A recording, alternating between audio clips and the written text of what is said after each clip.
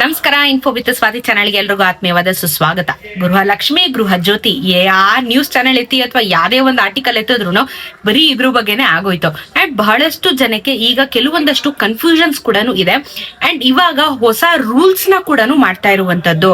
So ಗೃಹಲಕ್ಷ್ಮಿಗೆ ಅರ್ಜಿನ ಸಲ್ಲಿಸಬೇಕು ಅಂತ ಹೇಳಿದ್ರೆ ನಿಮ್ಗಳಿಗೆ ಇನ್ನು ಮುಂದೆ ಹೊಸ ರೂಲ್ಸ್ ಗಳು ಬರ್ತಾ ಇದಾವೆ. ಈ ರೂಲ್ಸ್ ಏನು ಅನ್ನೋದ್ರ ಬಗ್ಗೆ ನಿಮ್ಗೆ ಈ ವಿಡಿಯೋದಲ್ಲಿ ನಾನು ತಿಳಿಸ್ಕೊಡ್ತೀನಿ. ಅಪ್ಲಿಕೇಶನ್ಸ್ ಗಳು ಯಾವಾಗಿಂದ ಶುರುವಾಗುತ್ತೆ ಅನ್ನೋದ್ರ ಬಗ್ಗೆ ವಿಡಿಯೋದಲ್ಲಿ ತಿಳಿಸ್ಕೊಡ್ತೀನಿ. ಚಾನೆಲ್ ಸಬ್ಸ್ಕ್ರೈಬ್ ಮಾಡ್ಕೊಂಡು ಪೂರ್ತಿಯಾಗಿ ನೋಡಿ. ಈಗ ಗೃಹಲಕ್ಷ್ಮಿ ಅರ್ಜಿನ ಹೊಸದಾಗಿ ಸಲ್ಲಿಸಬೇಕು ಅಂತ ಹೇಳ್ಬಿಟ್ಟು ಅನೌನ್ಸ್ಮೆಂಟ್ ನ ಮಾಡಿದ್ರು.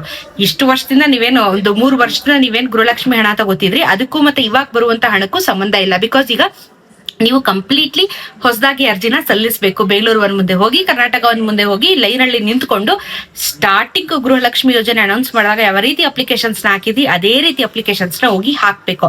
ಅಂಡ್ ಇನ್ನೊಂದು ವಿಚಾರನ ಇಲ್ಲಿ ಸ್ವತಃ ಹೊಸ ಮಿನಿಸ್ಟರ್ DK ಅವ್ರು ಏನ್ ಹೇಳಿದ್ದಾರೆ, ಯಾವ್ದೇ ಕಾರಣಕ್ಕೂ ನಾವು ಗ್ಯಾರಂಟಿ ಯೋಜನೆನ ಕ್ಯಾನ್ಸಲ್ ಮಾಡೋದಿಲ್ಲ ಅಂತ ಅದನ್ನ ಸ್ಪೆಸಿಫೈ ಮಾಡಿ ಕ್ಲಿಯರ್ ಮಾಡಿದ್ದಾರೆ. 5 ಗ್ಯಾರಂಟಿ ಯೋಜನೆನ ನಾವು ಕ್ಯಾನ್ಸಲ್ ಮಾಡಲ್ಲ, ಆದ್ರೆ ಮತ್ತೆ ಮರುಪರಿಶೀಲನೆನ ಮಾಡ್ತಾ ಇದೀವಿ ಅಷ್ಟೇನೆ ಅಂತ ಹೇಳಿದ್ದಾರೆ. ಬಟ್ ಇದೇನು ಅಂದ್ರೆ ಅಳಿಯಲ್ಲ ಮಗ್ಳು ಗಂಡ ನನಗೆ ಎಷ್ಟೋ 200 ಕೋಟಿ ದುಡ್ಡು ಉಳಿಸೋದಕ್ಕೋಸ್ಕರ ಈ ಒಂದು ಇದು ಮಾಡ್ತಾ ಇದಾರೆ ಅಂತ ಹೇಳಿ ಆಲ್ರೆಡಿ ಇದ್ರ ಬಗ್ಗೆ ಬಹಳಷ್ಟು ಟೀಕೆ ಕೂಡ ಬರ್ತಾ ಇರುವಂತದ್ದು. ಇದ್ರ ಬಗ್ಗೆ ಅಭಿಪ್ರಾಯ ಬರ್ತಾ ಇರೋದು, ಎಷ್ಟ್ ಜನ ಇಲ್ದಿದ್ ರೂಲ್ಸ್ ಇವಾಗ ಸಡನ್ ಆಗಿ ಯಾಕೆ ರೂಲ್ಸ್ ಗಳನ್ನ ಮಾಡ್ತಾ ಇದಾರೆ, ಹೊಸದನ್ನು ಮಾಡ್ತಾ ಇದಾರೆ, ತರ್ತಾ ಇದಾರೆ ಅಂತ ಹೇಳ್ಬಿಟ್ಟು. ಸೊ ಈ ವಿಚಾರ ಕೆಲವೊಂದಷ್ಟು ನೆಗೆಟಿವ್ ಇದೆ, ಕೆಲವೊಂದಷ್ಟು ಪಾಸಿಟಿವ್ ಇದೆ. ಅದು ಜನರ ಅಭಿಪ್ರಾಯಕ್ಕೆ ಬಿಟ್ಟಿದ್ದು. ಆದ್ರೆ ಇವಾಗ ಹೊಸ ರೂಲ್ಸ್ ನ ಮಾಡ್ತಾ ಇದಾರೆ ಅಂತ ಹೇಳದ್ನಲ್ಲ, ಈ ಹೊಸ ರೂಲ್ಸ್ ಏನು, ಯಾರಿಗೆ ಅಪ್ಲೈ ಆಗುತ್ತೆ? ಈಗ ಫಸ್ಟ್ ಆಫ್ ಆಲ್ APL ಅವ್ರಿಗೆ ಗೃಹಲಕ್ಷ್ಮಿ ಹಣ ಬರೋದಿಲ್ಲ. BPL ಅಂತ್ಯೋದಯ ರೇಷನ್ ಕಾರ್ಡ್ ಇದ್ದವ್ರಿಗೆ ಮಾತ್ರ ಈ ಒಂದು ಅನ್ನಭಾಗ್ಯ ಮತ್ತೆ ಈ ಗೃಹಲಕ್ಷ್ಮಿ, ಗೃಹ ಜ್ಯೋತಿ ಎಲ್ಲಾನು ಬರ್ತಾ ಇರುವಂತದ್ದು. ಓಕೆನಾ? ಸೊ ಇವಾಗ ಗೃಹಲಕ್ಷ್ಮಿ ಯೋಜನೆ ಹೊಸ ಅಪ್ಲಿಕೇಶನ್ಸ್ ಗಳಿಗೆ ಏನ್ ಡಾಕ್ಯುಮೆಂಟ್ಸ್ ಬೇಕು? ಕೆಲವೊಂದು ಡಾಕ್ಯುಮೆಂಟ್ಸ್ ಗಳು ಆಕ್ಚುಲಿ ಮೊದಲು ಇರ್ಲಿಲ್ಲ, ಆದ್ರೆ ಇವಾಗ ಇದನ್ನ ಕಂಪಲ್ಸರಿ ಮಾಡಿದ್ದಾರೆ. ಫಸ್ಟ್ ಏನು, ಮಹಿಳೆಯರದು ಮಾತ್ರ ಆಧಾರ್ ಕಾರ್ಡ್ ಇದ್ದಿದ್ರೆ ಆಗಿರೋದು. ಆದ್ರೆ ಇವಾಗ ಮಹಿಳೆಯರ ಆಧಾರ್ ಕಾರ್ಡ್ ಜೊತೆಗೆ ಅವರ ಗಂಡನ ಆಧಾರ್ ಕಾರ್ಡ್ ಕೂಡ ಸಬ್ಮಿಟ್ ಮಾಡಬೇಕು. ಇಫ್ ಇನ್ ಕೇಸ್ ಗಂಡ ಇಲ್ಲ ಅಂತಂದ್ರೆ ಅವರ ಮಕ್ಳು ಯಾರಾದ್ರು ಇದ್ರೆ ಮಕ್ಳದು ಆಧಾರ್ ಕಾರ್ಡ್ ನ ಸಬ್ಮಿಟ್ ಮಾಡಬೇಕು. ಸೊ ಮಕ್ಳದು ಇಲ್ಲ ಗಂಡಂದು ಆಧಾರ್ ಕಾರ್ಡ್ ನ ಜೊತೆಯಲ್ಲಿ ಸಬ್ಮಿಟ್ ಕಂಪಲ್ಸರಿಯಾಗಿ ಮಾಡಬೇಕು ಮಹಿಳೆಯರ ಆಧಾರ್ ಕಾರ್ಡ್ ಜೊತೆಗೆ. ಇದಾದ್ಮೇಲೆ ನೀವೇನಾದ್ರೂ SC/ST ಅಂಡರ್ ಬರ್ತೀನಿ ಅಂತ ಹೇಳಿದ್ರೆ ನಿಮ್ಮ ಒಂದು ಕ್ಯಾಸ್ಟ್ ಸರ್ಟಿಫಿಕೇಟ್ ಅಲ್ಲಿ RD ನಂಬರ್ ಅಂತ ಮೆನ್ಷನ್ ಆಗಿರುತ್ತೆ, ನಿಮ್ಮ ಒಂದು ನಂಬರ್ ಮೆನ್ಷನ್ ಆಗಿರುತ್ತೆ ನಿಮ್ಮ ಒಂದು ಜಾತಿ ಪ್ರಮಾಣ ಪತ್ರದಲ್ಲಿ. ಈ RD ನಂಬರು ಕಂಪಲ್ಸರಿಯಾಗಿ ತಗೋಬೇಕು. ಮೊದ್ಲಂಗಿತ್ತು ಬರೀ ಸರ್ಟಿಫಿಕೇಟ್ ಕೊಟ್ಬಿಟ್ರೆ ಆಗ್ಬಿಡೋದು, ಬಟ್ ಈಗಲ್ಲ RD ನಂಬರ್ನ ಕಂಪಲ್ಸರಿಯಾಗಿ ತಗೋತಾ ಇದ್ದಾರೆ. ಮೊದ್ಲು ಈ ತರ ರೂಲ್ಸ್ ಇರ್ಲಿಲ್ಲ. ಅಂಡ್ ಇದನ್ನ ನಿಮ್ಗೆ ಗೊತ್ತು, ವರ್ಷದ ಆದಾಯ 1,20,000 ಇರಬೇಕು, ಅದೆಲ್ಲ ನಾರ್ಮಲ್ ಆಗಿದೆ. ಬಟ್ 2 ಹೊಸ ರೂಲ್ಸ್ ಗಳನ್ನ ತುಂಬಾ ಸ್ಟ್ರಿಕ್ಟ್ ಆಗಿ ತಂದಿದ್ದಾರೆ. ಗಂಡನ ಆಧಾರ್ ಕಾರ್ಡ್ ಕೊಡ್ಬೇಕು ಮತ್ತೆ ನಿಮ್ಮ RD ನಂಬರ್ನ ಪ್ರೊಡ್ಯೂಸ್ ಮಾಡ್ಬೇಕು ನೀವೇನಾದ್ರೂ SC/ST ಅಂತ ಬರ್ತೀರಿ ಅಂತ ಹೇಳಿದ್ರೆ. ಸೊ ಇದು ಅಪ್ಡೇಟ್ ಈಗ ಮಾಡಿರುವಂತದ್ದು. ಸೊ ಇನ್ನು ಮುಂದಕ್ಕೆ ಏನು ಹೊಸ ರೂಲ್ಸ್ ತರ್ತಾರೆ ಅಂತ ಗೊತ್ತಿಲ್ಲ, ಬಟ್ ಈ 2 ವಿಚಾರನ ಕ್ಲಿಯರ್ ಆಗಿ ಹೇಳಿದ್ದಾರೆ.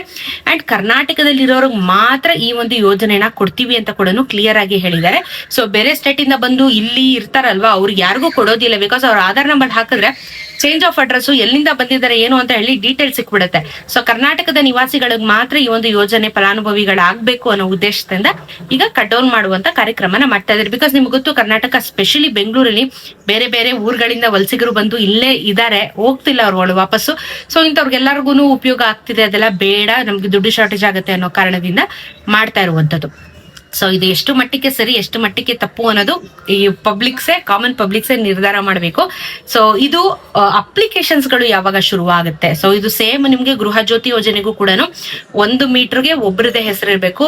ಮಲ್ಟಿಪಲ್ ಹೆಸರು ಮೀಟರ್ಗಳ ಮೇಲೆ ಇದ್ರೆ ಅವ್ರಿಗೂ ಕೂಡ ಗೃಹ ಜ್ಯೋತಿ ಬರೋದಿಲ್ಲ. ಮತ್ತೆ ಏನಾಗಿದೆ ಅಂದ್ರೆ ಕೆಳಗಡೆ ಅಂಗಡಿ ಇರುತ್ತೆ, ಮೇಲ್ಗಡೆ ಮನೆ ಇರುತ್ತೆ, ಅದು ಎರಡಕ್ಕೂ ಸೇರಿ ಕರೆಂಟ್ ಬಿಲ್ 0 ಅಂತ ಬರ್ತಾ ಇರುತ್ತೆ. ಈ ರೀತಿ ಆಗ್ತಾ ಇರುವಂತ ಕೆಲವೊಂದಷ್ಟು ವಿಚಾರಗಳನ್ನ ಇವರು ತಡೆ ಹಿಡಿಬೇಕು ಅನ್ನೋ ಕಾರಣಕ್ಕೆ ಮಾಡ್ತಾ ಇರೋದು. ಸೊ ಯೂನಿಟ್ಗಳು ನಿಮ್ಗೆ ಗೊತ್ತು, ಎಲೆಕ್ಟ್ರಿಸಿಟಿ ಬಿಲ್ ಜಾಸ್ತಿ ಆಗ್ತಾ ಇದೆ ಇವಾಗ ಅಂತ ಹೇಳ್ಬಿಟ್ಟು.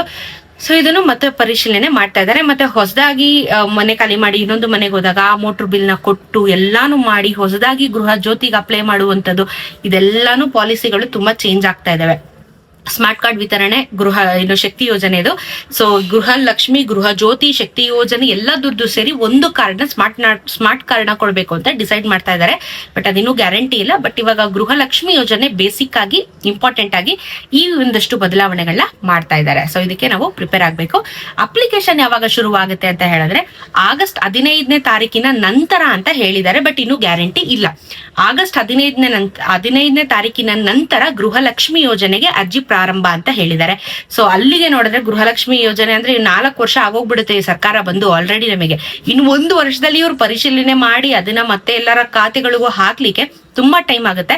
ಸದ್ಯದ ಮಟ್ಟದಲ್ಲಿ 30ನೇ ಕಂತಿನ ಹಣದವರೆಗೂ ನಿಮ್ಗೆ ಏನ್ ರಿಸೀವ್ ಆಗಿದೆ ಇದಿಷ್ಟೇ. ಇದಾದ್ಮೇಲೆ ನಿಮ್ಗೆ ಗೃಹಲಕ್ಷ್ಮಿ ಹಣ ಬರೋದಿಲ್ಲ, ಕ್ಯಾನ್ಸಲ್ ಆಗಲ್ಲ, ಬಟ್ ಹಣ ಸದ್ಯಕ್ಕೆ ಅವರು ಹಾಕೋದಿಲ್ಲ. ಯಾಕಂದ್ರೆ ಮತ್ತೊಮ್ಮೆ ನೀವು ಅಪ್ಲಿಕೇಶನ್ಸ್ ಗಳನ್ನ ಹಾಕಿ ಕ್ರಾಸ್ ವೆರಿಫೈ ಮಾಡಿ ನಿಮ್ಮ ಖಾತೆಗೆ ಬರೋದಕ್ಕೆ ತುಂಬಾ ಟೈಮ್ ತಗೊಳುತ್ತೆ. ಇದು ಫ್ಯಾಕ್ಟ್.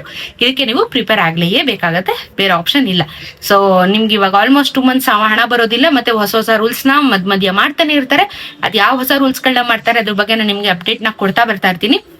ಚಾನಲ್ ಹಾಗೆ ದಯವಿಟ್ಟು ಸಬ್ಸ್ಕ್ರೈಬ್ ಮಾಡ್ಕೊಂಡು ವಿಡಿಯೋನ ನೋಡ್ತಾ ಇರಿ. ನಾನು ಎಲ್ಲಾ ರೀತಿಯ ಲೇಟೆಸ್ಟ್ ಅಪ್ಡೇಟ್ಸ್ ಗಳನ್ನ ನಿಮ್ಗೆ ಕೊಡ್ತಾ ಹೋಗ್ತೀನಿ. ಇದಿಷ್ಟು ಅಪ್ಡೇಟ್ಸ್ ಇದೆ ಸದ್ಯದ ಮಟ್ಟದಲ್ಲಿ ಹೊಸ ರೂಲ್ಸಿನ ಬಗ್ಗೆ. ನಿಮ್ಮ ಅನಿಸಿಕೆ ಏನು ಇದರ ಬಗ್ಗೆ ಅನ್ನೋದನ್ನ ಕಮೆಂಟ್ ಅಲ್ಲಿ ತಿಳಿಸೋದನ್ನ ಮರಿಬೇಡಿ. ಸಿಗೋಣ ಇನ್ನೊಂದಷ್ಟು ವಿಡಿಯೋಲಿ. ನಮಸ್ಕಾರ.